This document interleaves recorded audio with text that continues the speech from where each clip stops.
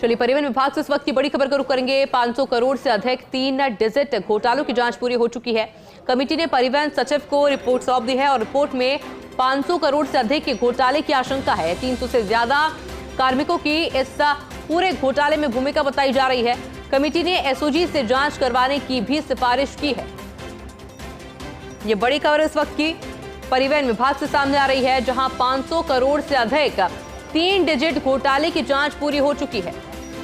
मेरे साथ में डेप्यूटी एडिटर शिवेंद्र सिंह परमार जुड़ गए हैं। शिवेंद्र, क्या जानकारी पूरे मामले पर? और देखिए, बड़ी खबर है क्योंकि ये बहुत ही बड़ा और चर्चित घोटाला है परिवहन विभाग का, जिसमें 500 करोड़ से ज्यादा का नुकसान हुआ है। और इसमें अब देखिए कितना बड़ा आंकड़ा है कि 300 से ज्यादा कार्मिकों की भूमिका बताई गई है, जिसमें डीटीओ भी शामिल है, कुछ जगह आरटीओ की भी भूमिका है। इसके साथ साथ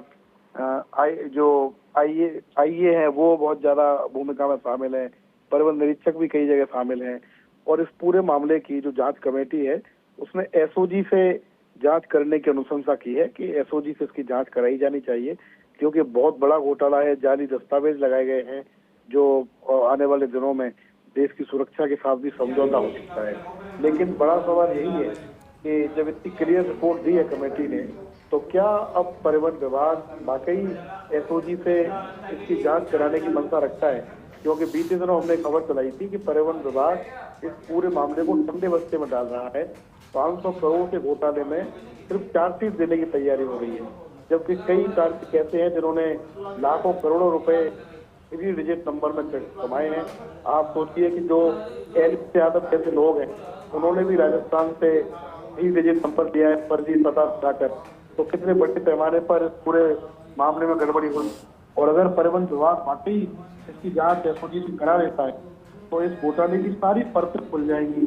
जो जिम्मेदार लोग हैं वो पनिश होंगे, उनको सलाखों के पीछे जाना पड़ेगा। लेकिन फिलहाल क्योंकि जब अंतरिम रिपोर्ट आई थी इसी कमेटी की, उस अंतरिम रिपोर्ट में भी यही सारी बातें थी जो मुख्य रिपोर्ट में आई है। तब भी परिवहन विभाग ने, डिप्टी सीएम ने बहुत ज्यादा गंभीरता इस पूरे मामले में नहीं दिखाई थी। लेकिन क्योंकि अब पूरी रिपोर्ट आ गई है, उस समय डिप्टी सीएम ने एसओजी की जांच कराने की जो बात थी उस पर एक कहा था कि जब इसकी पूरी रिपोर्ट आएगी, क्योंकि ये अंतरिम रिपोर्ट है, तो जब इसकी पूरी रिपोर्ट आएगी तब फैसला लगेगा कि हमको क्या करना है। तो अब पूरी रिपोर्ट आ गई है तो डिप्टी सीएम को यानी कि परिवहन मंत्री को फैसला लेना है, ट्रांसपोर्ट सेक्रेटरी को फैसला लेना है। लेकिन ये सही है कि बीते समय का ये परिवहन विभाग में सबसे बड़ा घोटाला है, स्कैंडल है, जिसमें कई लोगों की भूमिका संदिग्ध है, काफी बड़े स्तर पर मिली भगत है। तो दिवाली के बाद पता चलेगा कि डिप्टी सीएम का क्या रोक है पूरे मामले में और ट्रांसपोर्ट सेक्रेटरी का इस पूरे मामले में क्या रोक है। बिल्कुल शिवेंद्र, बहुत शुक्रिया आपका तमाम जानकारी के लिए।